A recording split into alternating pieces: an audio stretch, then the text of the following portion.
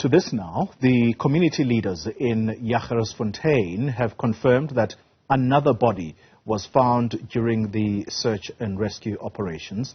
3 people remain unaccounted for as of now.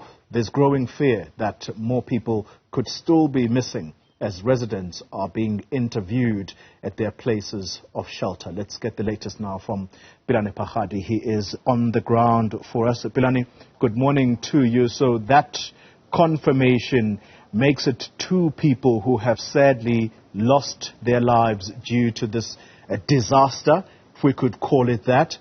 I'm not sure if you'll be aware, Pelane, but in the last hour, the company issuing a very short statement indicating that 20 million rand has been, quote-unquote, made immediately available to the residents there who are affected, but also for restoration efforts. How is that being received?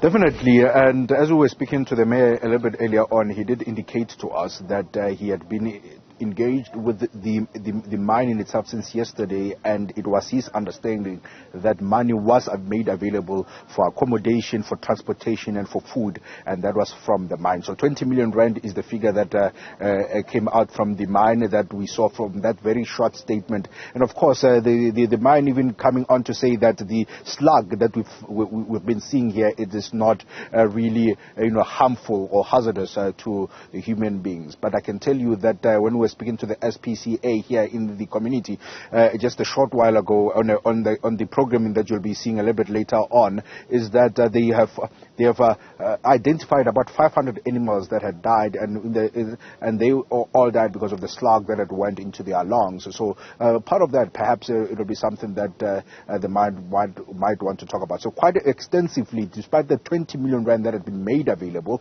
there's quite a lump sum that still needs to go quite a long way, because here, as I can tell you, just behind me, some houses have completely gone, and giving you an indication that it will be the mine that has to come, because it is their responsibility, it is their incident, and that we heard already from Gwede Mantaji saying that the owners of the operations should take charge as of what had happened. So I was speaking to the mayor a little bit earlier on, that is Pelane, and he said to me that the mine should take full responsibility beyond the 20 million rand that they had made available.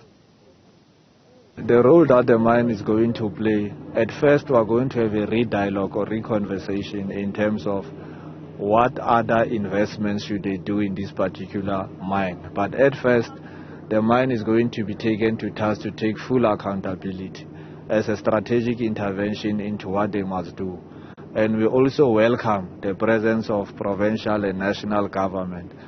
Whatever commitment that government will be making, it will be welcomed. But our focus now, strategically, is to ensure that the mining bosses do account for what has occurred in this particular area. The damage that you see here is in an area called Charlesville, but this is not the only area that is affected.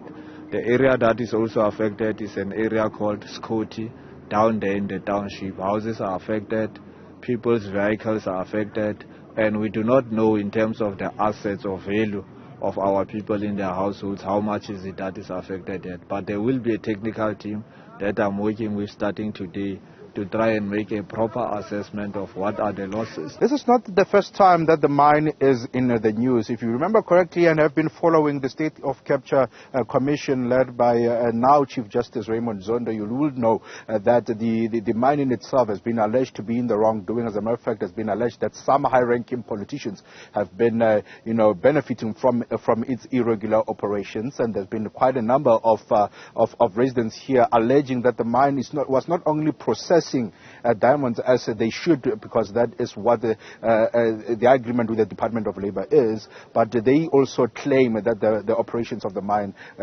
also included mining, and the DMRE was not even involved as that, because it is way beyond their jurisdiction. They say that because they are not mining whatsoever, as we heard from the the Mineral Resources Minister yesterday that they are not mining, therefore it is not over their jurisdiction to check what kind of work that they've been doing. So even the residents here, when we were talking a little bit earlier to them, Xoli, they were telling us that they feel that this particular incident had been deliberate.